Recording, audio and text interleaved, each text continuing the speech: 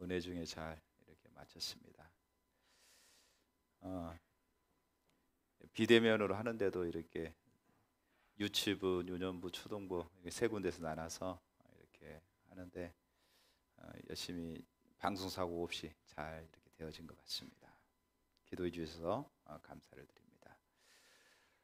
우리가 수요일 날 하나님의 음성을 듣는 거에 대해서 지금 살펴보고 있습니다. 그래서 지난주에는 우리가 못 살펴봤고 그 지난주에 하나님의 음성을 듣는 것을 방해하는 요소들 5가지가 있는데 2가지 살폈습니다. 하나가 뭐였냐면요, 세계관에 이렇게 쓰레기가 있다. 그래서 우리가 창세기 26장 12절에서 18절에 그 이삭이 자기 아버지 아브라함이 팠던 우물을 다시 이렇게 파게 됐다. 그래서 자기 아버지가 예전에 있었던 그 우물이 있었던 곳으로 갔더니 그 우물이 여러 가지 잡동사니 쓰레기로 막혀 있는 그런 모습들을 보게 되죠. 그래서 물을 팔레스타인 지금 그러잖아요. 물이 귀하잖아요. 그래서 샘을 찾지 못하게 되면은 사람도 마찬가지죠. 모든 짐승들도 다 이렇게 목말라 죽게 되는 이런 상황이 되는 거죠. 그래서 분명하게 물을 찾아야 되는 어떤 필요성이 있는 거죠. 그런데 예전에 아버지가 팠던 우물에 와서 보니까 모든 쓰레기로 꽉 차여 있는 겁니다. 그래서 이제 거기에 확신이죠. 첫 번째는 확신이 필요한 거죠. 여기에 분명히 물이 있다는 거예요. 그러면 여러분 우리가 볼 때 뭐겠어요? 물이 있다고 확신한 건 뭐냐면은 오늘날 치면은 신앙의 본질, 십자가의 복음의 토대를 우리가 추구하는 자리에 있으면 틀림없이 하나님의 임재가 회복되고 하나님과 관계가 회복된다고 하는 사실입니다. 거기에 대한 확신 속에서 하나님을 찾고 또 하나님을 구하는 자리로 가는 거죠. 그러니까 우리가 주님을 찾을 때에 올바른 길을 추구하고 그 올바른 길로 지속적으로 주님을 구하고 주님을 찾는 자리로 가게 될 때에 거기서 우리가 주님의 임재를 경험하게 되고 또 주님을 만나게 되는 모습을 보게 됩니다. 그래서 이삭이 자기 아버지가 팠던 우물 그곳을 이렇게 다시 파기 시작하는 거예요. 그랬더니 온갖 잡동사니가 그 우물을 가득 채우고 있다. 그래서 그 잡동사니를 제거하는 겁니다.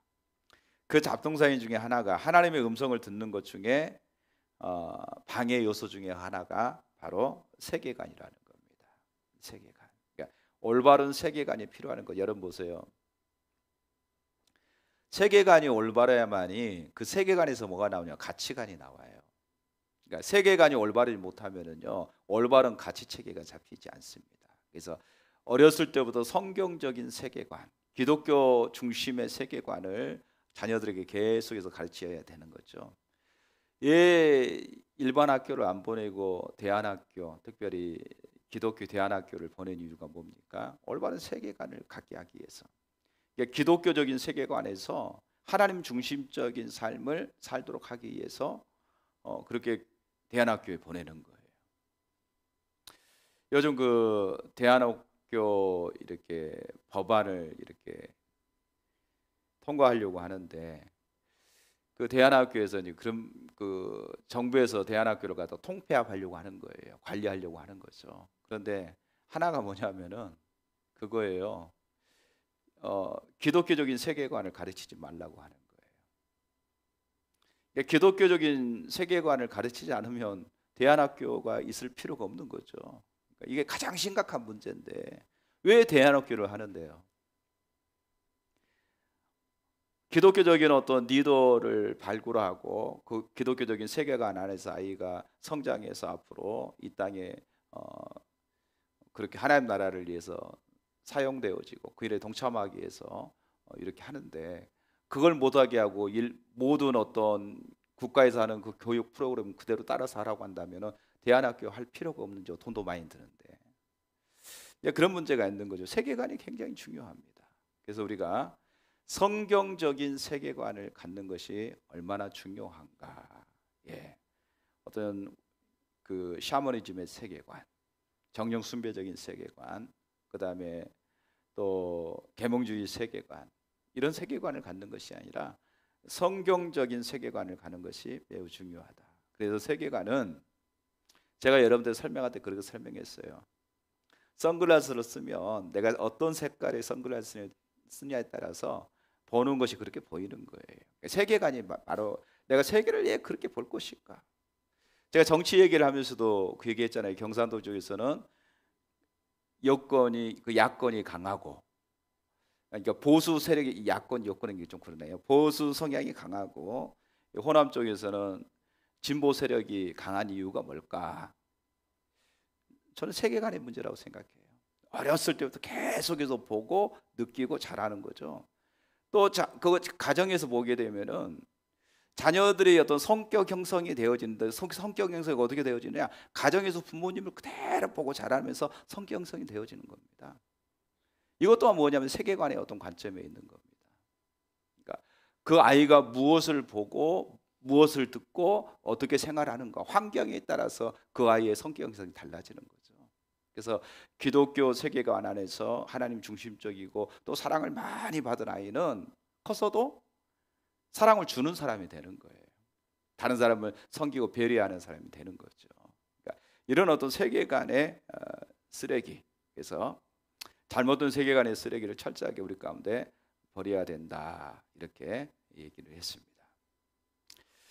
두 번째는 신학적인 쓰레기가 있다, 이렇게 얘기했습니다. 신학적인 쓰레기 중 크게 두 가지를 살폈어요. 하나는 뭐냐면 이신론, 영주주의입니다. 영주주의, 초대 기독교대에 영주주의 이단이 있었어요. 그러니까 영주주의가 지금도 똑같이 모든 이단이 어디서 나오느냐? 이 영주주의, 이신론의 문제에서 나오고요. 또 하나는 뭐냐면요, 율법주의적인 이단이 형성해 나옵니다. 그러니까 이신론은 뭐냐면요, 영은 선하다, 그러나 육은 악하다, 이렇게 이원론으로 나눠서 생각하는 게 이게 이신론입니다. 이게 문제가 되는 거죠. 영은 선해요. 근데 육은 악하다는 거예요. 그래서 영주주의에서는 어떻게 하느냐? 그러니까 초대교회부터 영주주의는 있었어요. 그런데 영주주의의 가장 심각한 문제는 뭐냐? 육체로 오신 메시아 구원자 예수님을 인정하지 않는 겁니다. 예수님 십자가와 부활을 받아들이지 않아요. 그리고 예수님의 재림을 인정하지 않습니다. 이게 심각한 문제죠. 왜? 영으로 임했다는 거예요. 영으로. 그러니까 예수님의 육신으로 우리에게 구원자로 오셨던 그 메시아에 대해서는 인정하지 않는 거예요. 예, 육은 악하다고 생각하기 때문에. 그래서 심지어는 뭐라고 말하냐면요, 우리의 영이 지금 어디에 갇혔느냐? 육신의 감옥에 갇혀 있다, 이렇게 얘기하는 겁니다. 육신의 감옥에 갇혔기 때문에 이 이념을, 영지라고 하는 게 뭐냐면은 이 이념을 그 육신의 감옥에서 또 빼내야 된다, 이렇게 생각하는 거예요. 그래서 이걸 빼내서 또 다른 차원의 그 영적인 세계로 이끄는 것, 이렇게 말하는 거예요. 그래서 육신을 괴롭히는 거, 고행을 하는 거, 고행. 금욕주의 생활을 하고 고행을 하면서 깨달음, 그러니까 예수님의 필요가 없는 거예요. 자기들 어떤 깨달음으로 더 나은 세계로, 더 나은 영적인 세계로 자기들이 깨달음을 통해서 간다고 생각하는 거예요. 어찌 보면 이게 도 닦는 거나 별반 그 불교에서 말하고 있는 그 깨달음하고 거의 유사한 이런 맥락을 가지고 있는 모습을 보게 됩니다. 이게 이신론입니다. 또 하나는, 이신론은 두 가지가 있어요. 하나는 금욕주의적인 이신론이 있고요. 또 하나는 뭐냐면은 쾌락주의로 흘러가는 겁니다. 그래서 여러분 보세요. 그 잘못된 종교 중에 딱 두 가지. 하나는 이것도 정확하게 보게 되면은 고대부터 계속해서 이런 종교들이 있었어요. 쾌락을 통해서 자기의 신을 갖다가 흥분시킴으로 인해서 복을 받게 되는 이런 어떤 문제들이 있는 것이죠. 근데 영주주의도 똑같아요. 내가 이미 구원받았기 때문에 육신이 뭘 해도 아무 상관이 없다, 이렇게 생각해서 더 이상 우리가 하나님 앞에 이게 기독교에 접목돼서 문제가 되는 거예요. 하나님 앞에 더 이상 우리가 회개할 필요가 없다. 이미 우리는 용서함을 받았고 이미 구원받았다, 이렇게 생각하면서 자기들은 어떤 그 죄에 대해서 더 이상 회개할 필요도 없고 또 어떻게 살아도 상관없다, 이렇게 생각하는 그런 어떤 영주주의적인 이신론의 입장에 있는 자들이 있습니다. 이게 심각한 어떤 문제가 하나님의 음성을 듣는 것을 방해합니다. 두 번째는 세대주의의 쓰레기가 있습니다. 세대주의자들은요, 성경이, 그러니까 하나님께서 구약에 예를 들어서 모세와 여호수아 세대를 나누는 거예요. 모세와 여호수아 세대, 또 엘리야와 엘리사 세대, 그리고 예수님과 사도들 세대, 이렇게 나눈 겁니다. 그래서 뭐라 하냐면 그들을 통해서 하나님의 주로 이렇게 하나님이 역사하시고 말씀하신 것은 성경을 완성하기 이해합니다, 이렇게 말하는 거예요. 그래서 예수님의 제자들을 통해서 성경 66권이 이제 완성됐기 때문에 더 이상 하나님은 우리에게 말씀하지 않는다, 이런 어떤 신학적인 사상을 가지고 있는 거예요. 그리고 이런 세대주의가 팽배한 거죠, 이런 신학을 가진 사람들이. 그래서 저도 신학교 다닐 때에 저희 교수님이 굉장히 보수적인 분인데, 일본 고베 신학에서 공부하신 분인데, 방언, 하나님의 음성을 듣는다, 방언을 한다, 이런 것은 있을 수가 없는 일이야. 그래서 때로는 이제 신학 대학을 오다 보면은 여러 순복음에서 신앙생활 했던 사람도 있고, 주로 많은 사람 방언 기도 다 하잖아요. 뭐에서 이제 방언 기도하면 교수님 깜짝 놀라는 거죠. 가서 귓방병에 발라야 된다는 거야. 그러면 개소리 하지 말라는 거죠. 그러니까 이런 정도로 인정을 안 하는 거죠. 그러니까 이런 어떤 신학적인 사고, 이런 어떤 신학적인 어떤 사고 속에서 있다 보면은요, 하나님의 음성을 듣는다, 예언을 한다, 뭐 등등 이런 것들은요 용납 안 하는 거예요. 안 받아들이는 거예요. 잘못됐다고 생각하는 거죠. 그러니까 이런 어떤 세대주의적인 세대주의, 근본주의 할 것 없이, 또 자유주의도 마찬가지입니다. 이거 다 인정 안 합니다. 하나님의 음성 듣는다는 게 이상을 생각하는 거죠. 또 교회들마다 교회가 성숙하지 못하잖아요. 그러니까 말씀으로 성숙하게 굳게 우리가 성숙한 다음에 예언의 은사도 부어지고 하나님의 음성을 듣고 하나님 친밀함이 되면 교회가 뭔가 그걸 통해서 더 이렇게 든든히 세워지고, 또 사람들한테 뭔가 본이 되어지고 이렇게 되어질 텐데, 교회가 그래도 그러지 않은 상황에서 은사가 부어지고 은사가 나타나다 보니까, 이러다 하나님의 음성을 듣는다, 예언의 은사, 이런 거 가지고 교회가 성장하는 교회, 그리고 교회가 그걸 통해서 뭔가 세워지는 교회가 없어요. 다 분란이 일어나고 상처받게 되고 교회가 다 무너졌어요.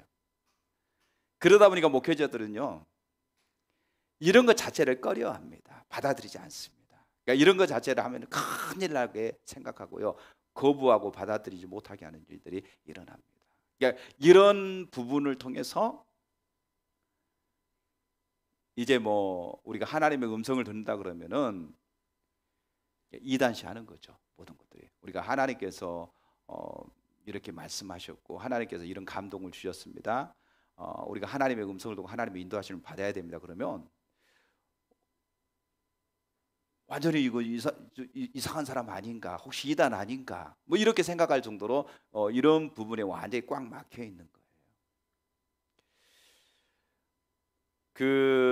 우리가 이번에 워시 캠프 하면서 하나님의 나라에 대한 부분을 이렇게 중고등부, 또 대학 청년부, 아동부 이렇게 전했어요. 유치부 워시 캠프 하는데 이제 하나님 나라에 대해서 목사님이 이제 열심히 설명을 하시는 거에 가서 들었어요. 저거는 교사 선생님들한테 하는 거지 아이들한테 하는 게 아니구나, 이렇게 알겠더라고요. 너무 어려워. 너무 어려운 거예요. 그러니까 선생님들한테 한 거야, 부모님들한테 하는 거죠. 당신들이 듣고 당신 자녀들을 이렇게 가르쳐 주십시오 라고 하는 거죠. 예. 영어 자체도 너무 어려운 거고, 아이들한테 어떻게 하나님의 나라에 대해서 얘기할까 쉽지 않은 거죠. 중고등부 아이들한테도 해도 이게 너무 어려운 건데, 하나님 나라의 개념 자체가 안 잡혀 있는 상황에서 어려운데, 유치부, 유년부, 초등부, 제가 세 부서 다 다니면서 봤는데, 어렵다, 참 어렵다, 이런 생각이 들더라고요. 예. 그러니까 이런 것처럼 하나님의 음성을 듣는다는 거, 우리는 여러분 익숙하잖아요. 너무나 많이 들었으니까 익숙하지만은요, 이미 우리가 여기 교회 밖에 나가 뭐 서희종 전사님 왔는데 물어보세요. 그런 용어 자체도 굉장히 희한하게 생각하고 또 굉장히 뭔가 이상하게 생각하는 이런 어떤 모습들이 있단 말이죠. 쉽지 않습니다. 이런 부분들이. 하나님과 친밀함, 가치관 자체가 너무나 다른 거예요. 예. 그래서 이런 어떤 세대주의적인 신학적인 심각한 어떤 문제점이 있다. 여기까지 지난주에 같이 살폈습니다. 그리고 이제 세 번째가 바로 그거였죠. 그 신학적인 쓰레기 중에 하나가 하나님의 음성은 성숙한 사람만 듣는다고 하는 잘못된 견해. 그렇지 않다는 거죠. 모든 하나님의 자녀들은 하나님의 음성을 들을 수가 있습니다. 그런데 성숙한 사람만 하나님의 음성을 듣는다. 그래서 하나님의 음성 들으려면 기도를 얼마나 해야 되는가, 뭐 이런 것들. 그렇게 되면은 뭐가 되냐면은요, 그 사람이 굉장히 신실한 사람이 되는 거예요. 그러니까 사람들이 뭐냐면 자기들은 하나님에서 못 들으니까 그 사람 앞에 줄 서는 거예요. 이게 이제 문제가 되는 거죠. 모든 사람은 다 하나님의 음성을 들을 수가 있는데, 아멘. 예, 이런 어떤 편견, 이런 것 잘못된 어떤 생각들이 있는 거죠. 자, 오늘 세 번째 방해 요소입니다. 우리가 하나님의 음성을 듣는 것을 방해하는 것 중에 하나가 뭐냐면요, 세상의 소리와 잡음이 하나님의 음성 듣는 것을 방해합니다. 세상의 잡음, 세상의 많은 소리들, 이런 것들이 하나님의 음성을 듣는 것을 방해합니다. 여러분 아까 막 찬양하는데 전화가 왔다고 생각합시다. 그래서 내 전화가 왔어요. 전화 받으려고 해요. 그런데 드럼 소리, 키보드 소리, 또 우리 찬양 소리 막 들리잖아요. 그러면 여보세요? 안 들려요. 아무리 귀를 기도도 안 들려요. 이 안에서는 못 들어요. 그러니까 이게 잡음이 아닌데, 예를 들어 그런 거죠. 시장 통에 사람들 막 웅성웅성하고 시끌시끌한데 거기서 전화 받으려고 하면 아무리 집중해도 잘 안 들린단 말이죠. 왜? 여러 소리가 잡음들이 들어와 가지고 음성 듣는 것을 방해하는 거예요. 방해하는 것처럼 내 정신을 온통 다 빼놔. 그래야 집중이 안 되는 거예요. 집중이. 그래서 하나님의 음성을 듣는 것을 방해합니다. 이런 것처럼 때로는 이럴 수 있어요. 세상에 많은 잡다한 소리가 있는데 주의 음성을 들을 수 있어요. 그때는 하나님의 충격요법을 쓰는 거죠. 번쩍 정신 차리라고. 그냥 빵 때리는 거죠. 정신 차려! 깜짝 놀라는 거죠. 그러니까 이렇게 들릴 수 있지만 하나님과의 어떤 친밀한 교제 안에서 하나님의 어떤 인도하심을 받기 위해서는 세상적인 잡음이 하나님의 음성을 듣는 것을 집중적으로 방해한다고 하는 사실을 우리가 기억해야 됩니다. 자, 그러면 이제 우리가 이 세상적인 잡음, 세상적인 소리가 뭐냐? 여러분 즐겨보는 연속구. 예전에 김계홍 목사님 그랬다잖아요. 새벽에 나가서 이렇게 졸다가 왕건을 살려달라고. 그 왕건이 그때 한참 인기였잖아요. 그 왕건이 뭐냐면은 자기의 어떤 세상적인 잡음으로 자기에게 왕건이 자리 잡고 있는 거죠. 예. 그러니까 또 제가 아는 어떤 분은 예전에 보고 또 보고라는 드라마가 일일 연속극 예전에 있었어요. 기도하는데 보고 또 보고 보고 또 보고. 예, 마음이 이렇게 뺏긴 거죠. 하나님께 집중하는 것을 갖다 마음을 뺏기는 거죠. 연속구. 또 남자들은 나는 연속구 안 보네. 뉴스, 정치, 스포츠, 뭐 이런 다양한 것들이 우리의 마음을 뺏어가서 하나님 앞에 하나님을 찾으려고 하면 온통 그런 것들이 생각나는 거죠. 온통 내 마음을 뺏어가 버리는 세상적인 잡음들, 세상적인 소리들, 내가 민감하게 반응하는 여러 가지 복잡한 일들, 이런 것들이 하나님 앞에 집중하는 것을 방해하는 겁니다. 방해해서 하나님의 음성을 못 듣게 하는 거예요. 내가 마음을 어디다 쏟고 있는가, 또 내 머리를 복잡하게 하는 것들이 뭔가, 내 마음을 차지하고 있는 것들이 뭔가, 뭐 여러 가지 뭐 다양하잖아요. 여러분 얘기 안 해도 여러분 다양하잖아요. 나는 지금 여름휴가 어디 갈 것인가, 거기에 마음이 뺏겨가지고 뭘 준비해야 되나, 머리 복잡해, 뭐 이런 것들도 먼저 이미 마음을 뺏어가서 하나님께 집중하지 못하게 하는 것들이죠. 예. 또 여러 가지 사건 사고, 또 여러 가지 근심 염려, 또 여러분들 즐겨보는 드라마라든지 뭐 등등, 이제 올림픽 하고 있는데 그런 어떤 스포츠에도 관심 갖게 되는 거. 예. 여러 가지 어떤 그런 부분들이 복잡하게 내 생각들을 사로잡아서 내가 하나님 앞에 집중하지 못하고 하나님의 음성을 듣는 것을 방해하는 그런 요소들로 작용할 수 있다는 겁니다. 그러기 위해서는 우리가 뭐냐면은 이 수많은 어떤 세상적인 소리들이 우리를 혼돈을 가정시키기 때문에 하나님 앞에 우리가 좀 단순할 필요가 있어요. 단순할 필요가, 좀 내려놓을 필요가 있는 거예요. 하나님 앞에 조용하게, 따로 세상과 구분해 조용하게 나가서 하나님 앞에 좀 머물러 있는 시간들이 필요한 거예요. 출애굽기 33장 7절에서 11절에 보면 32장이 금송아지 사건 때문에 하나님께서 진노하시잖아요. 그리고 얼마나 거기가 영적으로 혼탁합니까? 그래서 모세가 진 밖에다가 진을 치고 그리로 나가서 하나님을 찾아야, 그게 필요한 거죠. 복잡한 생각들, 세상으로도 복잡한 생각도 혼탁스럽고 복잡하고 정신을 혼미케 하는 그런 모든 것들로부터 좀 내려놓고 하나님 앞에 쉼이 필요해요. 쉼이. 하나님께 조용히 나서 하나님 앞에 그냥 머물러 있는 거예요. 우리가 하나님께 나갈 때 여러분들 뭐 기도하려고 나가는 것보다도 그냥 하나님 앞에 머물러 있기 위해서 나가는 거예요. 정말 머리가 복잡하고 힘들면 기도도 안 되거든요. 실은 뭐 여러 가지 머리가 복잡하고 힘들고 지치면 기도가 안 돼요. 그때는 그냥 주님 앞에 그냥 있는 거예요. 그냥 이렇게 머물러 있다 보면은요, 아무것도 안 하고 그냥 주님 앞에 그냥 머물러 있는 거죠. 있다 보면 이 복잡한 생각들이 좀 이렇게 내려지기도 하고, 그러면서 하나님 앞에 그것을 내려놓고 그냥 이렇게 머물러 있을 때에 주님이 마음에 평강을 주시고, 또 하나님이 위로가 함께 해주고, 그 다음에 하나님 앞에 내 삶이 집중되어지는 이런 일들을 많이 경험하게 됩니다. 그래서 좀 복잡한 생각들, 내가 막 복잡하게 생각이 혼돈스럽고 또 여러 가지 어떤 무엇을 해야 될지 잘 모르겠다, 그럴 때는 좀 그 자리에 머물러 있으면요, 혼탁스럽고 힘들어요. 좀 빠져나와서 한적한 곳에 가서 진 밖에서 진을 쳐놓고 그냥 주님 앞에 그냥 머물러 있는 거예요.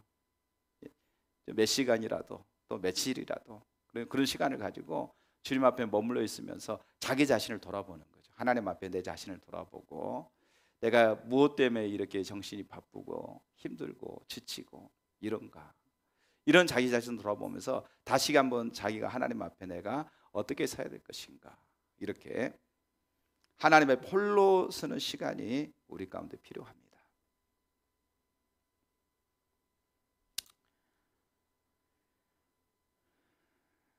하나님 앞에 좀 잠잠하게 성경 뭐 이렇게 저기 하면 성경 좀 읽고, 또 찬양하고 싶으면 찬양도 하고, 그리고 잠잠하게 그냥 이렇게 눈 감고 조용하게 그냥 그 앞에 머물러 있고, 그런 거죠. 그러니까 꼭 기도한다, 그게 아니라 복잡한 생각으로부터 좀 떠나보는 거예요. 떠나서 하나님 앞에 그냥 서는 거죠. 그렇게 머물러 있는 시간들을 갖는 거예요. 스트레스 받는다, 예를 들어서 여러 가지 머리가 복잡하다, 조용하게 산에 가세요. 다른 사람 같이 가지 말고 혼자 가세요. 조용하니. 저는 이제 산에 이제 운동하러 산에 가다 보면은 요즘 얼마나 습하고 땀이 많이 나옵니까? 조금만 움직여도 그냥 땀이 줄줄 나오는, 땀이 많이 나오죠. 다리도 아프잖아요. 다리도 아프고 숨도 이제 가쁘죠. 헉헉거리잖아요. 고통스럽잖아요. 그만 갈까? 뭐 이런 생각도 들잖아요. 올라가다 보면은 육체가 고통스러워. 육체가 고통스러우면서 뭐냐? 내가 이렇게 고통스러운 것은 내가 살아있기 때문에 고통스럽구나. 살아있기 때문에 고통스럽구나. 이런 것들을 이렇게 혼자 가면서 느끼고, 그래도 올라가야 된다는 필요성을 가지고 또 올라가요. 올라가면서 이런저런 혼자 여러 가지 이제 생각들을 갖다가 혼자 이렇게 혼자 생각하고 내려놓고 이러면서 이제 산도 올라가고 또 소리도 지르고 이러는 거죠. 그래서 혼자 하나님 앞에 좀 이렇게 뭐라 그럴까요? 복잡한 생각들로부터 벗어나서 혼자 하나님 앞에 서 있는 시간들, 그런 시간들을 갖는 것이 참 중요합니다. 예.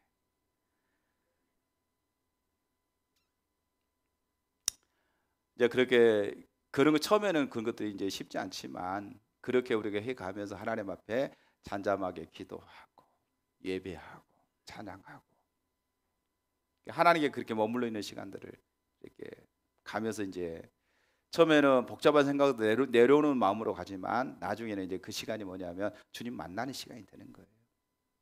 주님이 만나는 시간, 주님께 예배하는 시간,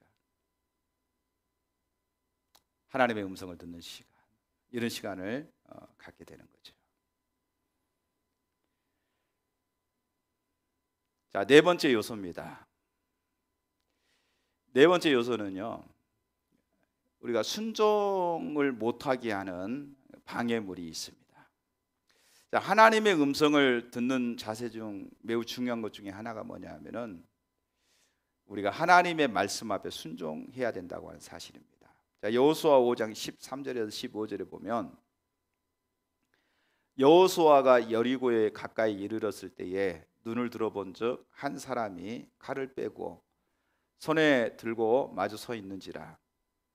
여호수아가 나아가서 그에게 묻되 너는 우리를 이해하느냐 우리의 적들을 이해하느냐 하니, 그가 이르되 아니라 나는 여호와의 군대 대장으로 지금 왔느니라 하는지라. 여호수아가 얼굴을 땅에 대고 엎드려 절하고 그에게 이르되 내 주여 종에게 무슨 말씀을 하려 하시나이까. 여호와의 군대 대장이 여호수아에게 이르되 내 발에서 신을 벗으라. 내가 선 것은 거룩하니라 하니 여호수아가 그대로 행하니라. 아멘. 여기 14절에 보니까 이렇게 말하죠. 그가 이르되 아니라. 그러니까 여호수아가 13절에 뭐라고 말하냐, 이렇게 말합니다. 너는 우리를 이해하느냐 우리의 적들을 이해하느냐 이렇게 물어요. 그랬더니 14절에 아니다 이렇게 말하죠. 아니다. 이게 무슨 말이냐 하면은요, 그러니까 우리를 이해하느냐 아니다, 적들을 이해하느냐 아니다, 이 말이에요. 그럼 너는 대체 왜 왔느냐 이거죠. 그러면서 그 사람이 이렇게 말합니다. 나는 여호와의 군대 대장으로 너희 앞에 있느니라 이렇게 말합니다. 그러니까 군대 대장으로 너희 앞에 왔다. 다시 말하면 내가 너희를 지휘하기 위해서 왔다는 거예요. 너희는 내 지휘를 따라야 된다는 거예요. 여기서 지휘하는 자는 여호수아가 아니라는 겁니다.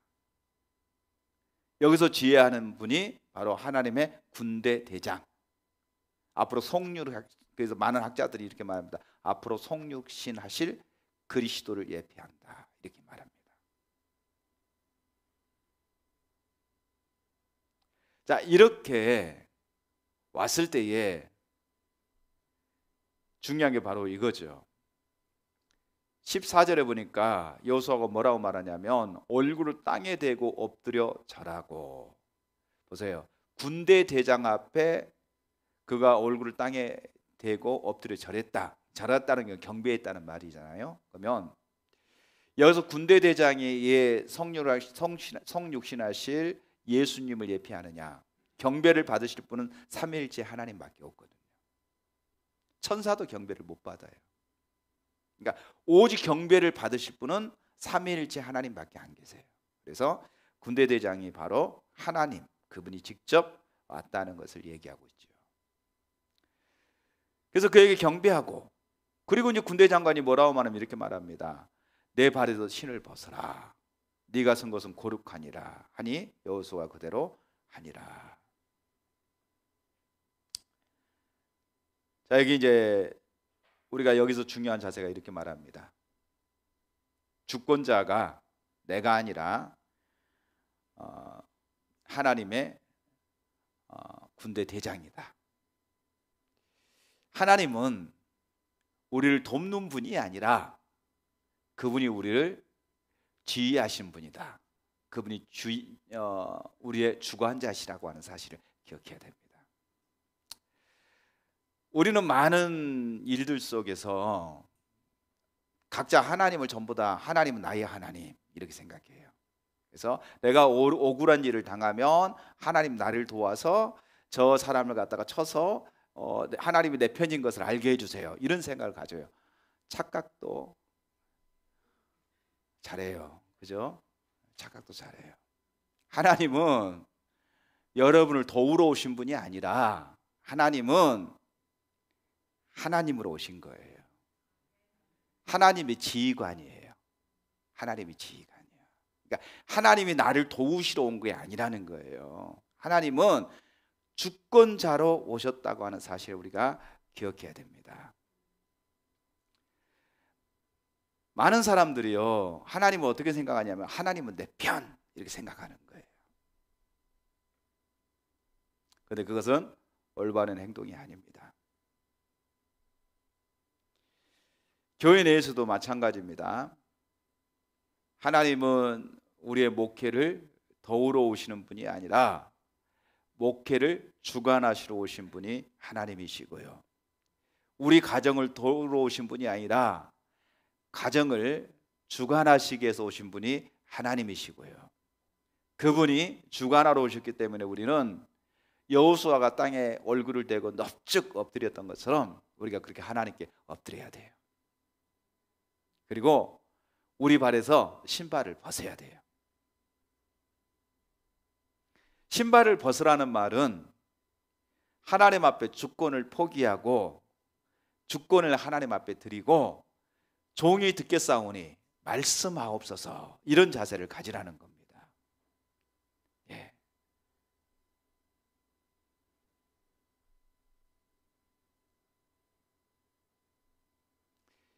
하나님께서 주관자라고 하는 사실을 우리가 기억해야 됩니다. 그러니까 종이 듣겠사오니 말씀하옵소서, 이 말은요, 하나님께서 무엇을 말씀하시면 우리가 듣고 순종하겠습니다, 이런 자세를 가져야 되는 거예요. 그러니까 하나님이 아니라고 한다면은 내가 싫어도, 하나님 아니라고 하면은 그냥 하나님 말씀에도 순종해야 되는 거예요. 그런데 그러니까 하나님과의 관계 안에서 우리가 하나님이 나의 주관자시다, 주권자시다, 그리고 그분이 주권자로서 내 삶 속에 역사하신다고 하면 그분이 나를 주관하시고 그분이 인도하시기 때문에 그분과의 교제 안에서 그분의 인도하심을 따라 순종하며 나가야 되는데, 대부분은 많은 사람들이 자기 삶의 주인이 하나님이 아니라, 주관자가 하나님이 아니라 자기가 주관자죠. 그리고 하나님은 내 삶에 나의 필요를 채우시는 분, 나를 도우시는 분, 이렇게 하나님을 생각하는 거죠. 그러니까 누구의 음성을 못 들어요? 하나님의 음성을 못 듣는 거예요. 그런 생각을 가지고 있으니까. 그러니까 기도 응답 받다 하면서 엉뚱한 얘기하는 거죠. 전혀 하나님께로부터 온 게 아닌데 자기 생각인데 마치 하나님의 음성 들었다고 생각하는 거죠.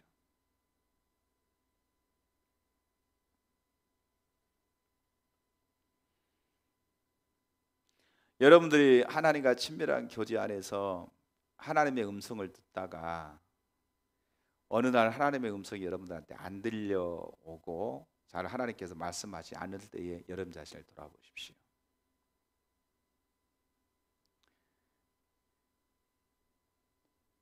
예전에는 주권을 하나님께 드렸는데 자기가 돌아보면 주권이 하나님께 드려진 것이 아니라 내가 바로 주권자의 자리에 앉아 있을 때가 많아요. 그리고 하나님이 말씀하시면 순종하기보다는 내게 유익이 있을 때만 순종하고 유익이 안 되는 것은 나 못 들은 걸로 할게요, 이렇게 눈 감아버리는 경우가 얼마나 많이 있는가 우리가 한번 생각해 봐야 됩니다. 자, 마지막 다섯 번째. 하나님의 음성에 귀를 기울이지 않는 쓰레기가 있습니다. 우리는 하나님의 음성을 들을 자세가 없을 때가 많습니다. 듣고자 함이 없이는 듣지 못하는 게 하나님의 음성입니다. 그러니까 듣고자 하는 자세가 없으면 하나님의 음성을 듣지 못합니다. 그래서 하나님의 음성을 듣고자 하는 자세가 우리 가운데 필요합니다.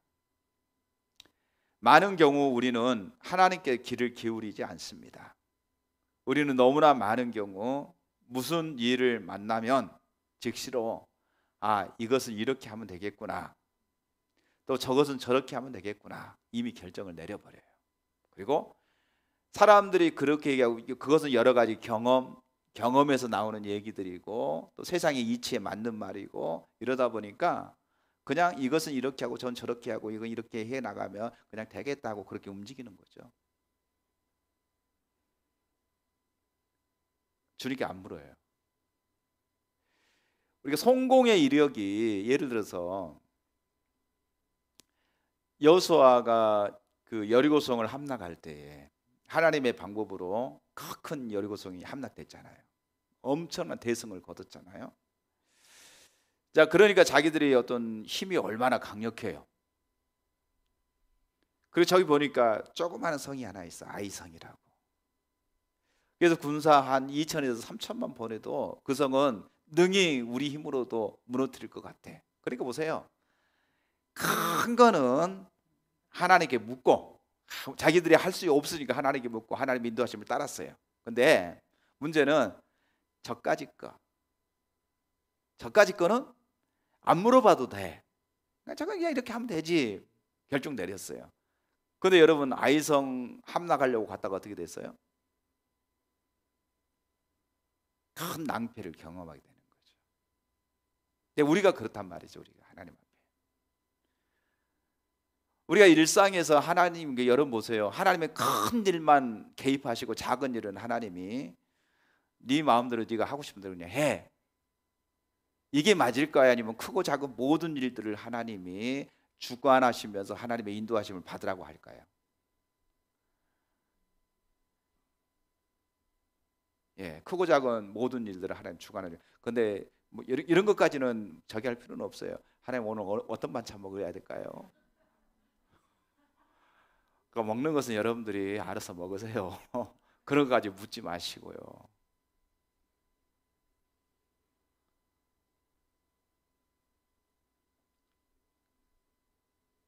그러니까 여러분들이 분별이 있게 크고 작은 모든 일들을 하나님 앞에 맡기면서 하나님의 인도하심을 구하는, 그러니까 항상 하나님께 기도하고 하나님의 뜻이 어디 있는지 물어보고 그다음에 하나님 말씀하시면 순종하고, 이런 어떤 삶의 패턴이 돼야 되거든요. 그러니까 그게 하나님의 음성을 듣고자 하는 자세거든요. 근데 여러 가지 복잡한 생각들, 이런 생각들로 복잡하게 있는데 기도 잠깐 한다고 해서 하나님의 음성이 들려요? 그게 분별이 돼요? 이게 하나님의 뜻이구나, 이게 분별이 됩니까? 안 돼요. 여러분을 복잡하게 하는 생각들로부터 좀 벗어나야 돼요. 단순해야 돼요. 하루 종일 휴가라고 하루 종일 TV 보지 마시고요. 뭐 1시간 정도 뭐 이렇게 보는 것이야 괜찮지만 24시간 24시간 동안 잠도 자야 되니까 아니겠지만 12시간, 뭐 10시간 집에 있으니 계속 틀어놓고 보지 마세요. 정신이 혼란스러워요. 나는 연속극 안 봐요. 난 뉴스 봐요. 정치에서 얼마나 머리 복잡하게 만들어요. 그죠? 나는 TV 안 봐요. 유튜브 정말 정신 복잡하게 만들거든요. 유튜브요, 가려가면서 봐야 돼요. 정치 모든 부분에 여러분 혼란케 하는 것들이 너무 많아요. 분별 없이 다가오는 거 얼마나 많아요.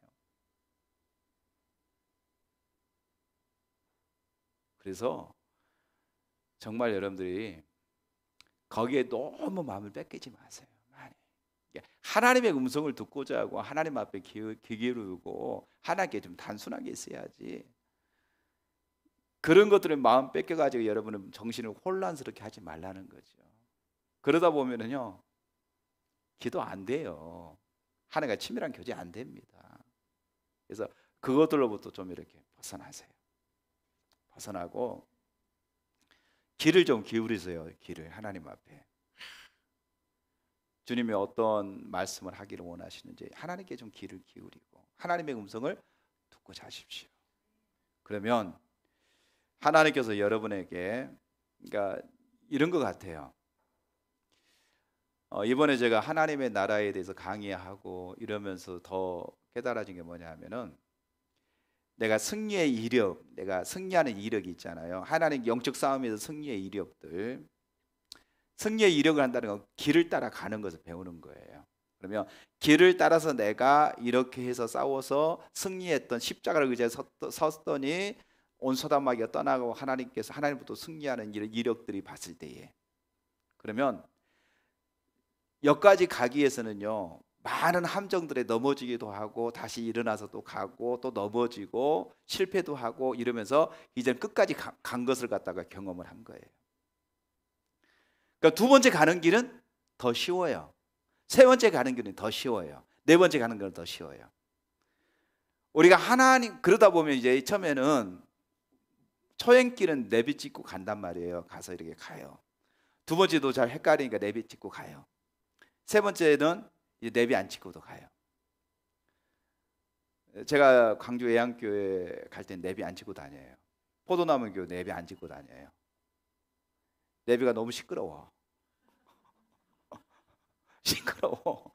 나 길을 잘 아는데 안 찍고도 잘 가는데 그냥 가요. 왜? 많이 가봤으니까. 길을 아니까 가는 거예요.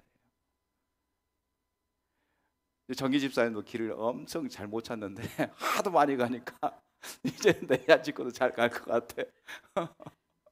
예, 길을 알면 가요. 정기 집사님은 굉장히 길치거든. 근데 길을 잘 알면은요 하나님께 가는 길을 알아요. 하나님의 음성을 듣는 거 처음에는 속아. 이게 하나님의 음성이 아닌데 속고 또 사단의 음성도 듣고 잘못 분별하고 이런 것들이 있지만 내가 하나님께 귀를 기울이고 하나님의 음성을 듣고자 하면 그땐 들려오는 거예요. 하나님이 지금 무엇을 말씀하고 계시구나. 하나님 우리를 어디로 인도하시는구나. 하나님께서 지금 어떤 부분을 우리에게 순종하도록 요구하고 계시구나. 이게요. 그렇게 주님의 길을 따라서 가다 보면 주님의 음성을 듣고자 하면은요 들려와요. 이제 선명하게 잡음이 아니라 주의 주파수가 맞는 거죠. 하나님 앞에. 그래서 하나님 앞에 우리가 귀를 기울여야 됩니다. 그러니까 우리 하나님의 귀를 기울이지 못하게 하는 방해문들을 제거하고 하나님 앞에 귀를 기울이는 자리로 가야 됩니다. 제가 지지난주부터 한 5가지에 대해서 이렇게 얘기했습니다. 첫 번째는 세계관의 문제. 하나님께 합당하신 성경적인 세계관을 우리가 돌아가야 된다. 그 다음에 잘못된 신앙적인 관점, 특별히 이실론에 대해서, 그리고 세대주의, 그 다음에 율법주의적인 어떤 잘못된 어떤 신앙관도 마찬가지입니다. 그 다음에 하나님의 음성을 듣지 못하게 하는 여러 가지 어떤 세상적인 어떤 잡음과 소리들이 있습니다. 이런 것들이 하나님의 음성을 듣지 못하게 한다. 네 번째는 하나님의 음성을 듣지 못하는 게 순종하지 못하게 하는 이런 어떤 삶의 쓰레기들이 있습니다. 그래서 하나님이 주권자라고 하는 사실을 기억하십시오.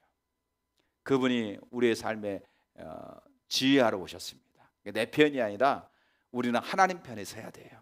그래서 교회에서도 하나님 편에 서야 되고 가정에서도 우리가 하나님 편에 서야 되고 우리 삶 속에서도 철저하게 하나님 편에 서서 하나님의 인도하심을 따라가야지 그분 앞에 우리가 주권자인 것을 인정하고 내 발에서 신발을 벗고 그분의 말씀에 순종하는 자리로 가야지 마치 내가 필요할 때만 하나님 도와주세요 이래서 하나님의 은혜를 구해서는 안 된다고 하는 사실입니다. 그리고 마지막 5번째는 하나님의 음성의 길을 기울여야 된다는 거죠. 그러니까 귀를 기울이지 못하게 하는 잡다한 쓰레기가 있는데, 하나님 앞에 우리가 귀를 기울여서 하나님의 음성을 듣고자 해야 됩니다. 그러니까 세상적인 세속적인 가치관이 하나님의 음성을 듣지 못하게 만듭니다. 이걸 철저하게 버려야 돼요. 세상의 욕심, 탐욕 이런 것들이 하나님 앞에 음성을 듣지 못하도록 만듭니다. 그래서 하나님 앞에 철저하게 내려놓고 하나님의 음성을 듣고자 하는 자리에 서야 될 줄 믿습니다. 아멘. 찬양하고 기도하겠습니다.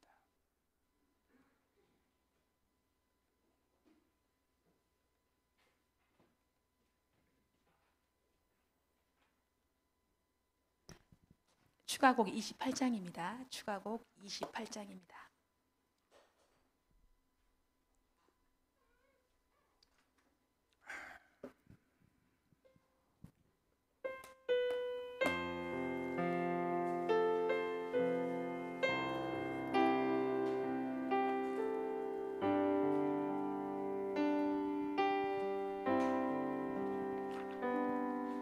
내 안에 살아계신 주, 나 따르기 원해요.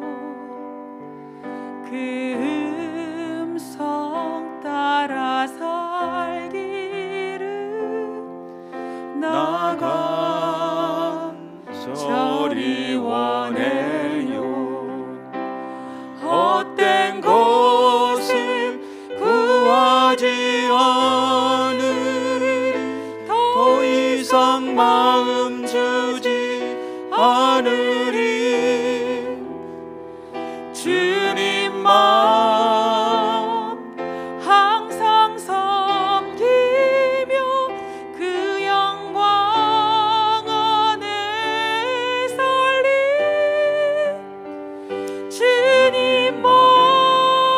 주님만이 나의 구원, 주님만이 나의 전부, 주님만 내 사랑해요. 주님만 내 안에 살아계신 주, 내 안에 살아계신 주, 나 따르기 원해요. 그 음성 따라 살기를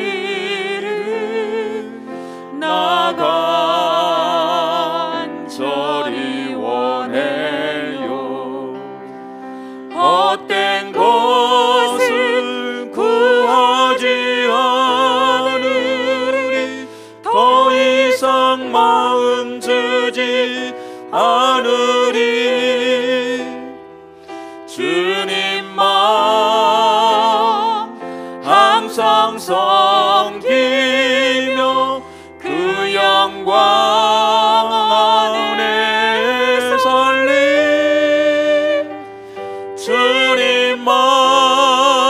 주님만이 나의 구원, 주님만이 나의 전부,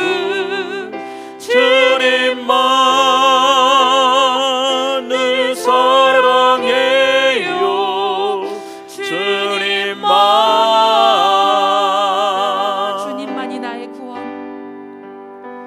주님만이 나의 구원, 주님만이 나의 전부, 주님만을 사랑해요. 주님만.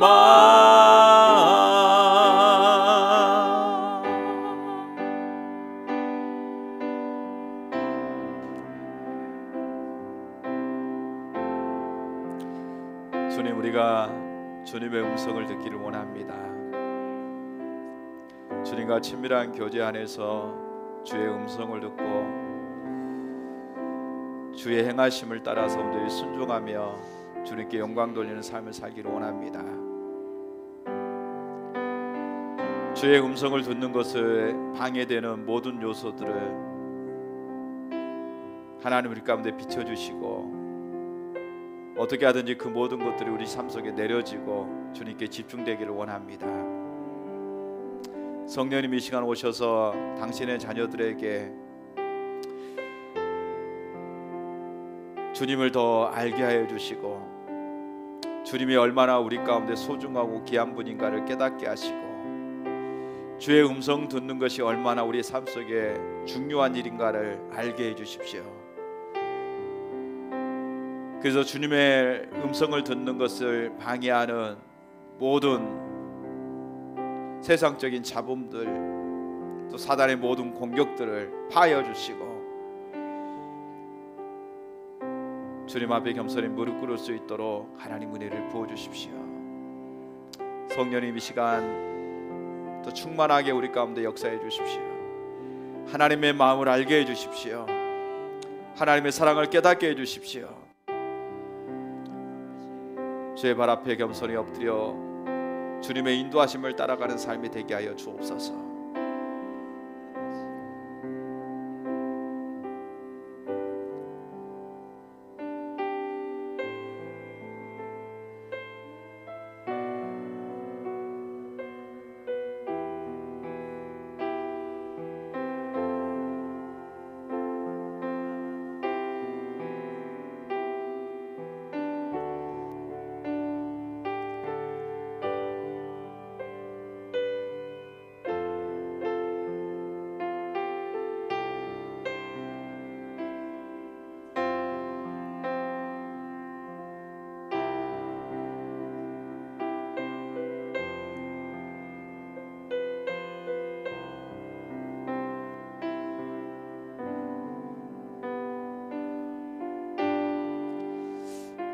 이번에 그 초등부 설교하셨던 박경희 사모님이 그 얘기를 하시더라고요.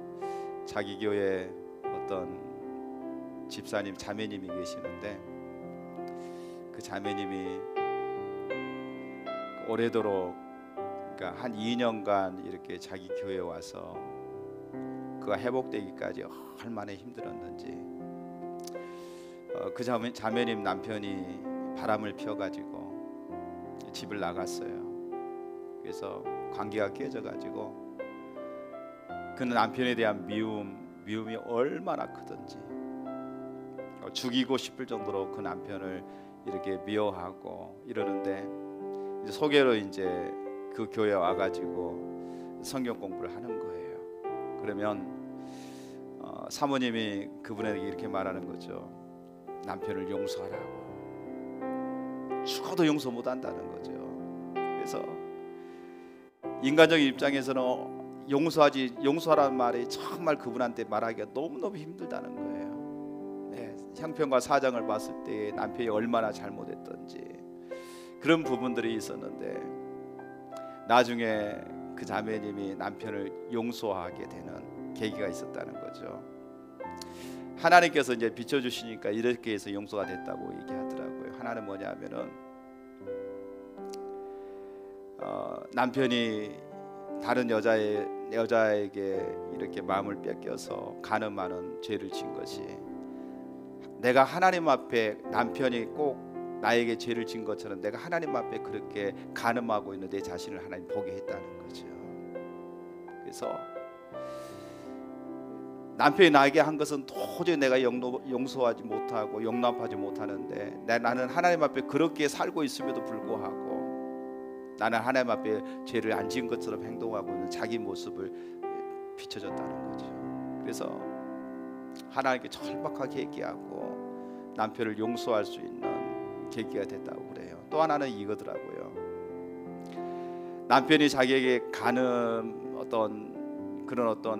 간음하는 죄를 짓던 것처럼 자기도 그렇게 오랫동안 남편을 미워하는 죄를 여전히 짓고 있었던 그 죄를 생각하면서 아, 나도 똑같이 하나님 앞에 죄를 짓고 죄를 짓는 자리에 있었구나. 이게 비춰지니까 하나님께 절박하게 회개하고 남편을 용서하고 그리고 가정이 회복됐다.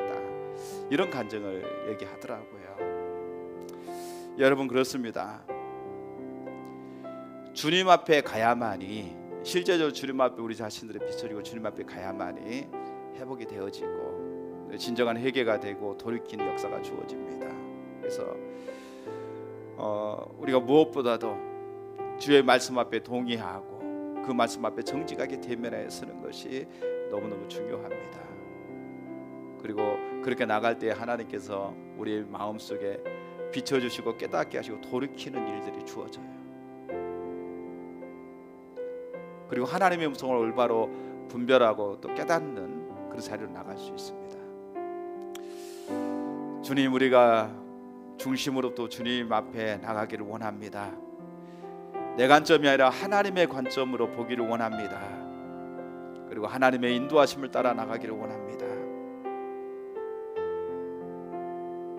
하나님, 나 힘든 것만 생각하고 나 상처받은 것만 생각하고 내 입장에서만 생각하고 하나님의 마음을 모르고 하나님의 마음이 어떠한 것을 묻지 아니하고 나가지 못했던 우리의 모든 죄들을 용서해 주십시오. 이제 우리가 하나님 앞에 정직하게 행하며 하나님 앞에 겸손히 엎드리는 믿음의 자녀들이 되게 하시고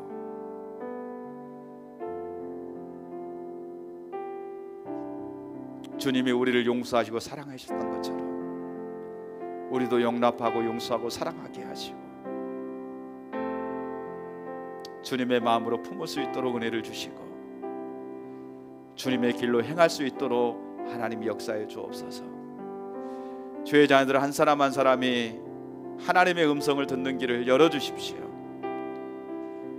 하나님과의 더 친밀한 교제가 회복되게 하시고 주님과 한 걸음 한 걸음 교제하고 동행하면서 주님께 영광 돌릴 수 있는 믿음의 자녀들 되게 하시고 하나님의 뜻대로 살아갈 수 있는 귀한 믿음의 자녀들이 되도록 은혜의 은혜를 더하여 주옵소서. 주님 사랑합니다. 주님 감사합니다. 매일매일 주님 앞에 교제하는 시간을 갖게 하시고 주님께 귀를 기울이고 주의 음성을 듣고자 하는 자리에 설 수 있도록 역사하여 주옵소서. 예수님의 이름으로 기도합니다. 아멘.